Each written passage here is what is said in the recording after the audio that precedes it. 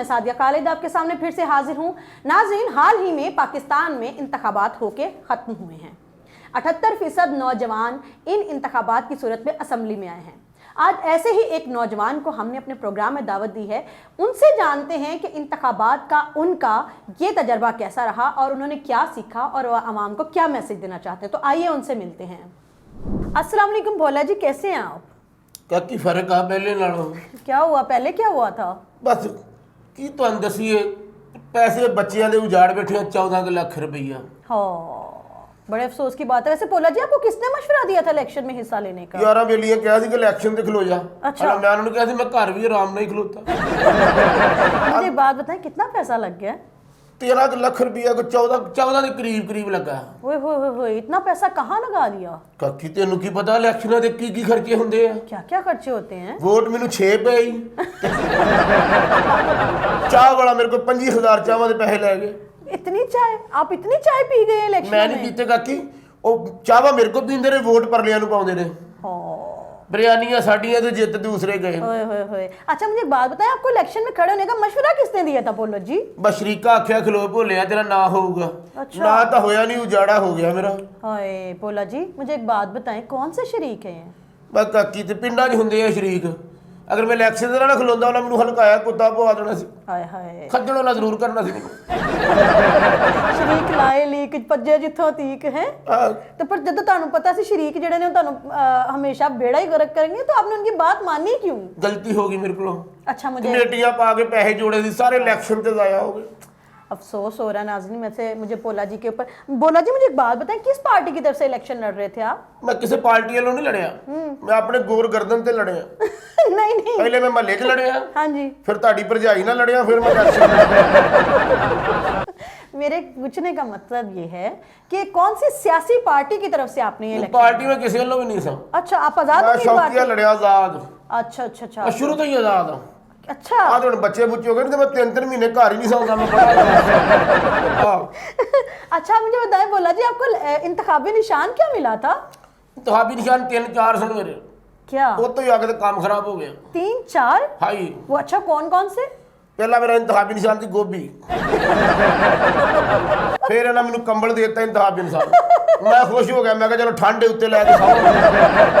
ਐਵੇਂ ਹੀ ਕਰਦੇ ਰਿਹਾ ਬਸ ਮੈਂ। अच्छा, लेकिन आपने लड़ा किस इंतखाबी निशान पे? ਕੰਬਲ ਨਾਲ कंबल के ਲੋਕਾਂ ਦੇ ਘਰਾਂ ਜਾ ਕੇ ਕੰਬਲ ਤੇ ਮੋਹਰ ਲਾਉਣੀ। हाँ जी। ਇੱਕ ਮਹੱਲੇਦਾਰ ਨੇ ਨਾ ਮੇਰੇ ਕੋਲ 25-30,000 ਰੁਪਇਆ ਲਿਆ। ਉਹਨੇ ਕਿਹਾ ਸੀ ਕੰਬਲ ਤੇ ਮੋਹਰਾ ਲਾਵਾਂਗੇ, ਕਸਮ ਖਾ ਗਿਆ ਮੇਰੇ ਅੱਗੇ। अच्छा। ਉਹ ਇਲੈਕਸ਼ਨ ਦੇ ਦੂਜੇ ਦਿਨ ਬਾਅਦ ਪਤਾ ਲੱਗਾ ਕਿ ਤੇ ਘਰ ਵਾਲੇ ਕੰਬਲਾਂ ਦੇ ਮੋਹਰਾ ਲਾਉਂਦੇ ਨੇ। भोला जी, आपको किसने कहा था सियासत की गेम में आने के लिए? ਯਕੀਨ ਕਰੋ, ਮੈਂ ਕਹਿੰਦਾ ਧੋਖਾ ਇਸ ਕੰਮ 'ਚ ਬੜਾ। हाँ ਮੈਂ ਜਿਹੜੇ ਦਫ਼ਤਰ ਦੇ ਬਾਹਰ ਬੈਂਚ ਲਏ ਸਨ ਲੱਕੜ ਦੇ, जी। ਉਹ ਵੀ ਸਾਰੇ ਬਾਲ ਬੂਲ ਕੇ ਸੇਕ ਗਏ ਨੇ। तो आपने अपना इंतखाबी दफ्तर कौन सा बनाया था? ਮੈਂ ਬਣਾਇਆ ਜੀ ਆਪਣਾ ਦਫ਼ਤਰ, ਘਰ ਦੇ ਨਾਲ ਹੀ ਨਾ ਦੁਕਾਨ ਹੈ ਮੇਰੇ ਭਰਾ ਦੀ, ਤੇਲ ਵੇਚਦਾ ਖੁੱਲਾ। अच्छा। ਹਾਂ, ਉੱਥੇ ਫਿਰ ਮੈਂ ਦਫ਼ਤਰ ਬਣਾ ਲਿਆ। तो आप वो 2 ਵਾਰ ਦਫ਼ਤਰ ਜਾ ਕੇ ਵੀ ਲੱਗ ਗਈ। हाँ, जो खुला तेल बेचते हैं उनको कोई पकड़ता नहीं? ਖੁੱਲਾ ਤੇਲ ਵੇਚਦਾ, ਕੋਈ ਸ਼ਰਾਬ ਵੇਚਦਾ ਖੁੱਲੀ। ਨਵੀਂ ਗੱਲ ਸੁਣ ਲਓ ਜੀ, ਖੁੱਲਾ ਤੇਲ ਵੇਚਦਾ। मुझे ਮੈਂ ਵੀ 6-7 ਸਾਲ ਖੋਤੀ ਰੇੜੀ ਤੇਰਾ ਤੇਲ ਵੇਚਿਆ। ਇੱਕ ਬੰਦਾ ਮੈਨੂੰ ਕਹਿਣ ਲੱਗਾ, ਭੋਲਿਆ ਤੇਰਾ ਤੇਲ ਨਹੀਂ ਸਹੀ। अच्छा। ਮੈਂ ਕਿਹਾ ਕਾਕਾ ਚੈੱਕ ਕਰ ਲਾ। अच्छा। ਉਹਨੇ ਜੀ ਤੀਲੀ ਬਾਲ ਕੇ ਸੁੱਟੀ ਆ ਨਾ ਖੋਤੀ ਲੱਗੀ। ਹਾਂ, अच्छा, मुझे एक बात है, किस हल्के से खड़े हुए थे? मैं उस हल्के तो शुरू होया गाना नहीं है जो हल्का हल्का सुरूर है। या मतलब नाई को नहीं जाके कहता इधरों हल्के हल्के कर दे। नहीं, सियासी हल्का कौन सा है आपका? हाँ, मेरा सियासत ना कोई तल्लक नहीं। अच्छा। मैं याद खलोता था, याद। नहीं तो आजाद खड़े तो सियासत में ही खड़े हुए थे ना आप? और मैंने 11 बेलियां आख्या तू कला खलो तू जित जाएगा, फिर तेन पार्टियां खरीद लैणगियां। अच्छा। इसे चक्कर च मेरा कोई लग गया, कोई 15 ਦੇ ਕੋਲ ਪਹੁੰਚਿਆ ਮੈਂ। ਅਗਰ ਵਿੱਚ ਚਾਟ ਦੇ ਭੱਲੀਆਂ ਪਾਵਾਂ ਜਿਹੜੀਆਂ ਮੈਂ ਖਵਾਈਆਂ ਰਾਤ ਨੂੰ। अच्छा, एक बात बताएं। ਇੱਕ ਬੰਦੇ ਨੇ ਮੈਂ ਦਿੱਤਾ ਇਸ਼ਤਿਹਾਰ, हाँ। ਮੈਂ ਕਿਹਾ ਸਾਰੇ ਤੂੰ ਲਾਉਣੇ ਆ। अच्छा। ਉਹਨੇ ਬੰਨ ਕੇ ਸਾਰੇ ਨਹਿਰ 'ਚ ਸੁੱਟ ਦੇ। ਡੱਡੂਆ ਵੋਟ ਪਾਉਣੇ ਜਾਂ ਮੱਛੀਆਂ ਮੋਹਰਾ ਲਾਉਣੀਆਂ ਆ ਗਏ। ये पैसा लगाया किधर? हिसाब किताब तो दे, इतना पैसा कैसे ਮੇਰਾ लग ਨਿੱਕਾ ਮੁੰਡਾ ਕਿਤੇ ਟੂਬ ਲੈ ਕੇ ਨਹਾਉਣ ਗਿਆ। गया? अच्छा। ਉਹਨੇ ਜੋ ਹੱਥ ਮਾਰੇ ਥੱਲੇ ਇਹਨੇ ਸਾਰੇ ਮੇਰੇ ਇਸ਼ਤਿਹਾਰ। हो। ਕਹਿੰਦਾ ਬਾਈ ਤੂੰ ਤੁਹਾਡੇ ਇਸ਼ਤਿਹਾਰ ਨਹਿਰ 'ਚ ਆ। ਮੈਂ ਕਿਹਾ ਮੈਂ ਵੀ ਸੋਚਾਂ ਮੈਨੂੰ ਠੰਡ ਕੋ ਲੱਗਦੀ ਹੈ। ਨਹਿਰ 'ਚ ਰਹਿਣਾ। मुझे बताएं इतना सारा पैसा लगाया क्या है, हिसाब तो दे जरा। ਬਾ ਕੋਈ ਇਸ਼ਤਿਹਾਰਾਂ ਦੇ ਚੱਕਰ 'ਚ ਪੈਸੇ ਲੈ ਗਿਆ ਅੱਛਾ। ਕਿਸੇ ਕਈ ਬੈਨਰ ਬਣਾਉਣੇ ਆ ਹਾਏ ਹੁਣ ਮੈਂ ਲੋਕਾਂ ਦੇ ਘਰਾਂ 'ਚ ਗਿਆ ਮੇਰੇ ਬੈਨਰਾਂ ਦੇ ਗੱਦੇ ਭਰੇ ਆ हाँ। ਉਤੋਂ ਨਿੱਕੇ ਨਿੱਕੇ ਨਿਆਣੇ ਉੱਤੇ ਪਏ ਸਮੈਲ ਆਉਂਦੀ ਮੇਰੇ ਵਾਲਾਂ 'ਚੋਂ ਬੈਨਰਾਂ ਦੀ ਵਜ੍ਹਾ आप मुझे एक बात बताएं, अच्छे खासे आप तेल का कारोबार कर रहे थे, आपको क्या ख्याल आया कि आप सियासत में आ गए और आपने इतना पैसा उजाड़ दिया? ਮੈਨੂੰ ਯਾਰਾਂ ਬੇਲੀਆਂ ਆਖਿਆ ਕਿ ਤੂੰ ਜੇ ਭੋਲਿਆ ਇਹਦੇ ਚਲਾ ਦੇਣਾ ਕੋਈ 15 ਲੱਖ ਰੁਪਈਆ ਆਜ਼ਾਦ ਖਲੋ ਕੇ अच्छा, ਜੇ ਤੂੰ ਜਿੱਤ ਗਿਆ ਤੇ ਤੂੰ ਲੱਖਾਂ ਰੁਪਏ ਕਮਾ ਲੇਗਾ नहीं तो जीत के आपने करना क्या था? ਮਾਂ ਖਿਦਮਤ ਕਰਨੀ ਲੋਕਾਂ ਦੀ क्या खिदमत ਸਭ ਕੁਛ ਆ ਕੇ ਪਿੰਨੀਆਂ ਮਲਣੀਆਂ ਸੀ ਲੋਕਾਂ ਦੀ नहीं ਮਾਂ नहीं, ਗਰੀਬ ਬੰਦਾ ਆਪਣੇ ਮਹੱਲੇ 'ਚ ਕੋਈ ਨਹੀਂ ਸੀ ਰਹਿਣ ਦੇਣਾ अच्छा ਸਾਰਿਆਂ ਨੂੰ ਕਹਿਣਾ ਸੀ ਬਾਹਰ ਮਕਾਨ ਲਓ नहीं है ਤਲੀਮ ਮੈਂ ਆਮ ਕਰ ਦੇਣੀ ਸੀ कौन सी क्रीम? ਸਕੂਲ ਢਾਹ ਦੇਣੇ ਸੀ ਮੈਂ ਕਹਿਣਾ ਸੀ ਬਾਹਰ ਬੈ ਕੇ ਪੜੋ ਇੱਥੇ अच्छा ਇਹ ਪ੍ਰੋਗਰਾਮ ਸਾਡਾ शुक्र है पोला जी आप जैसे जीत भी गए हाँ। हैं? अच्छा मुझे एक बात ਅੱਛਾ बताएं। ਮੈਨੂੰ ਸਮਝ ਇਹ ਨਹੀਂ ਆਉਂਦੀ 6 ਵੋਟ ਪਏ ਮੈਨੂੰ बस 6 वोट? 5 ਤੇ ਮੇਰੇ ਘਰ ਦੇ ਸੀ ਉਹ ਬੰਦਾ ਲੱਭਦਾ ਫਿਰ ਜਿਹੜਾ 6ਵਾਂ ਭਾਗ ਗਿਆ ਜਿਹਦੇ ਸਾਰੇ ਪਿੰਡ ਨੇ ਨਹੀਂ ਪਾਇਆ ਤੂੰ ਬਦਨਾਮੀ ਜ਼ਰੂਰ ਕਰਨੀ अगर आप जीत जाते आपने क्या क्या करना था? ਮੈਂ ਜੇ ਜਿੱਤ ਜਾਂਦਾ ਨਾ हाँ जी, ਤਾਂ ਮੈਂ ਲੋਕਾਂ ਦਾ ਬੜੇ ਇਮਦਾਦ ਕਰਨੀ ਸੀ अच्छा वो हाँ। कैसे? ਮੈਂ ਬੇਵਾ ਧੀਆਂ ਭੈਣਾਂ ਨੂੰ ਮਸ਼ੀਨਾਂ ਲੈ ਕੇ ਦੇਣੀ ਸਿਲਾਈ अच्छा ਤੇ ਉਹਨਾਂ ਕਹਿੰਦੇ ਮੇਰੇ ਸੂਟ ਸੀਓ ਮੈਂ ਪੈਸਾ ਕੋਈ ਨਹੀਂ ਦੇਣਾ। ਹਾਂ और मर्दों के लिए क्या करना था? ਜਿਹੜੇ ਲੋਕ ਬੇਰੋਜ਼ਗਾਰ ਆ ਜਿਨ੍ਹਾਂ ਕੋਲ ਕੰਮ ਕੋਈ ਨਹੀਂ ਉਹਨਾਂ ਨੂੰ ਮੈਂ ਰਕਸ਼ਾ ਲੈ ਜਾਣਾ ਸੀ अच्छा ਕਹਿੰਦੇ ਮੇਰੇ ਬੱਚੇ ਛੱਡ ਗਿਆ ਉਸ आप भी मेरे जी पुजी आप भी मेरे बच्चे जीवन। हाँ। अच्छा मुझे बात है घर आपका अपना है? 15 ਲੱਖ ਲੱਗ ਗਏ ਨਹੀਂ ਕਿਰਾਏ ਤੇ ਰਹਿਣ ਦੇ ਕਿਰਾਏ ਤੇ अपना घर था आपका? ਨਹੀਂ ਕਦੋਂ ਆਪਣਾ ਹੀ ਕਿਰਾਏ ਤੇ ਸ਼ੁਰੂ ਤੋਂ ਕਿਰਾਏ ਤੇ ਰਹਿਣ ਦੇ ਤੇ ਤੁਹਾਨੂੰ ਕਿਹੜੇ ਕੀੜੇ ਨੇ ਕੱਟਿਆ ਹੋਇਆ ਸੀ ਕਿ ਤੁਸੀਂ 14-15 ਲੱਖ ਰੁਪਇਆ ਲਾ ਦਿੱਤਾ ਹੈ? ਯਾਰਾਂ ਬੇਲੀਆਂ ਆਖਿਆ ਤੇਰਾ ਨਾਂ ਹੋ ਜਾਊਗਾ ਪਿੰਡ 'ਚ ਲੋਕ ਤੈਨੂੰ ਝੁਕ ਝੁਕ ਸਲਾਮਾਂ ਕਰਨਗੇ ਕਰਦੇ ਪਏ ਨੇ?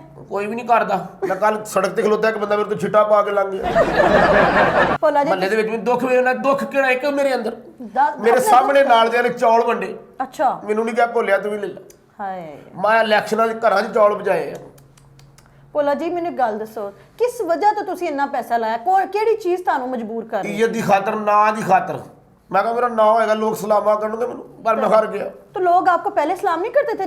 तेल का कारोबार एक अच्छा कारोबार है भोला। ਨਹੀਂ 15 ਲੱਖ ਰੁਪਇਆ ਮੇਰਾ ਜ਼ਾਇਆ ਹੋ ਗਿਆ ਮੈਂ ਹੁਣ ਇਹ ਮਸ਼ਵਰਾ ਦੇਣਾ ਇਲੈਕਸ਼ਨ ਤੇ ਕੋਈ ਨਾ ਖਲੋਵੇ ਆਰਾਮ ਨਾਲ ਬੱਸ ਸਟਾਪ ਤੇ ਖਲੋਤਾ ਰਹੇ ਹਾਂ ਕੋਈ ਨਾ ਖਲੋਵੇ ਇਲੈਕਸ਼ਨ ਤੇ आप अगले इलेक्शन में इसका मतलब नहीं खड़े होने वाले? ਅਗਲਾ ਇਲੈਕਸ਼ਨ ਆਇਆ ਤੇ ਮੈਂ ਖਾਣੇ ਵੱਲ ਚੱਲ ਜਾਣਾ ਵੱਡੀ ਭੈਣ ਮੈਂ ਰਹਿਣਾ ਹੀ ਨਹੀਂ ਇੱਥੇ ਮੇਰਾ ਦਿਲ ਟੁੱਟ ਗਿਆ दिल टूट गया है।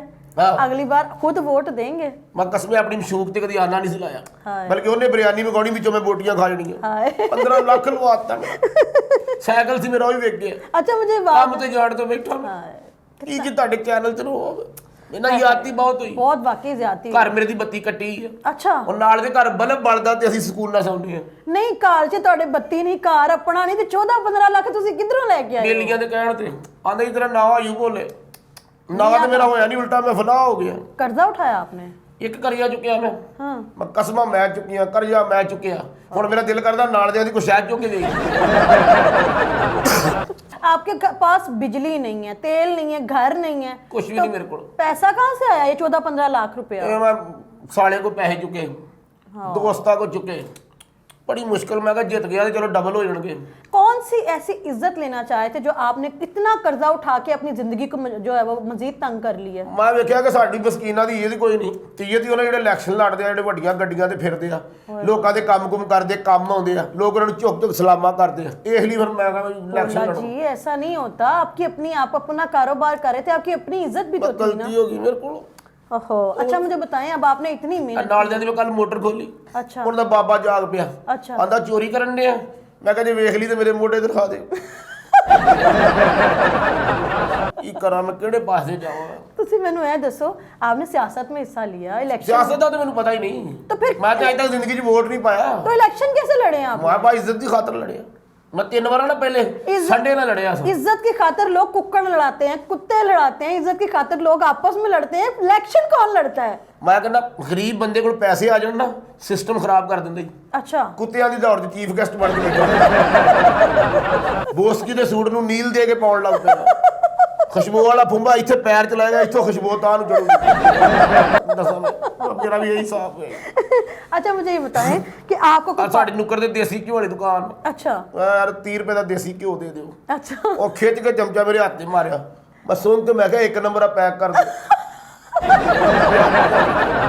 अच्छा मुझे बात बताएं, आपने इलेक्शन में हिस्सा लिया है, कोई सियासी जमात अब आपको जानती है, इज्जत बनी है? कोई भी नहीं जानता मैनू, हाय बोल कसमें कोई भी नहीं जानता। हाय। जिੱਥੇ ਮੇਰਾ ਦਫ਼ਤਰ ਨਹੀਂ ਸੀ, ਜਿੱਥੇ ਮੈਂ ਕੰਮ ਕਰਦਾ ਸਾਂ, ਹਾਂਜੀ। ਉੱਥੇ ਬਾਹਰ ਮੈਂ ਪਕੌੜੇ ਲਾਏ ਕੱਲ ਦੇ ਵੇਚਣ ਵਾਸਤੇ ਪਏ ਨਹੀਂ। भोला जी अब ये कर्जा कैसे वापस करेंगे? ਕਰ ਲਾਂਗੇ ਕੋਈ ਨਹੀਂ, ਹੁਣ ਖੈਰ ਹੈ। कैसे? ਬੱਚੇ ਵਾਪਸ ਕਰਨਗੇ। ਮੇਰਾ ਪੁੱਤਰ ਹੈ ਸੋਨੂ, ਉਹ ਕੰਮ ਕਰੇਗਾ, ਲੋਕਾਂ ਦੇ ਪੈਸੇ ਲਾਊਗਾ। भोला जी कितनी बुरी बात है, आपने अपनी एक नाम निहाद माशरे में इज्जत बनाने के लिए अपने बच्चों को परेशान किया। ਗਲਤੀ ਹੋ ਗਈ ਮੇਰੇ ਕੋਲੋਂ। तो अब आपके बच्चे जो हैं वो परेशान होंगे तो कितनी बुरी बात है ਨਾ ना? ਮੈਂ ਕਦੀ ਸਕੂਲ ਗਿਆ ਹੀ ਹੈ, ਮੈਨੂੰ ਬਾਬਾ 11 ਬੇਲੀਆਂ ਨੇ, ਮੈਂ कितना पढ़े हैं वैसे आप? ਮੂੰਹ 'ਚ ਕੁਛ ਨਾ ਕੁਛ ਪੜਦਾ ਰਹਿੰਦਾ। नहीं आपकी तालीम कितनी है? ਅੱਜ ਜਦੋਂ ਮੈਂ ਜਾਣਾ ਨਾ ਗੁਜਰਾਂ ਵਾਲੇ ਵੱਡੀ ਭੈਣ ਲੈ, ਹਾਂਜੀ। ਰਾਤ ਜਿੰਨੇ ਵੋਟ ਆ ਮੈਂ ਕੋਸ਼ਿਸ਼ ਕਰਨਾ ਪੜਨ ਦੀ। ਜਾਤੀ ਹੋ लिखे कितना हुए हैं? ਲਿਖੇ ਜੋ ਖਤ ਤੁਝੇ, ਉਹ ਗਾਣਾ ਮੈਂ ਬਹੁਤ ਸੁਣਿਆ। ਇਹਦਾ मतलब ਤੁਸੀਂ रफी ਦੇ बहुत बड़े फैन हो। क्या कहे, बहुत बड़ी दुनिया जी रफी साहब। क्या बात है, क्या बात है। अच्छा मुझे भोला जी देखने वालों को ये जो नाम निहाद इज्जत के लिए अपना नुकसान कर बैठते हैं, कोई उनको आप मैसेज देना चाहते हैं?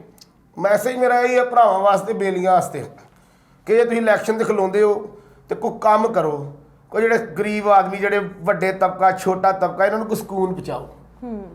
ਸੱਚਾਈ ਨਾਲ, ਇਮਾਨਦਾਰੀ ਨਾਲ ਕੰਮ ਕਰੋ, ਸੱਚਾਈ 'ਚ ਬੜੀ ਬਰਕਤ ਆ। ਮੈਂ ਝੂਠ ਦੀ ਖਾਤਰ, ਝੂਠੀ ਇੱਜ਼ਤ ਦੀ ਖਾਤਰ ਆਪਣਾ ਬੇੜਾ ਗਰਕ ਕਰ ਲਿਆ।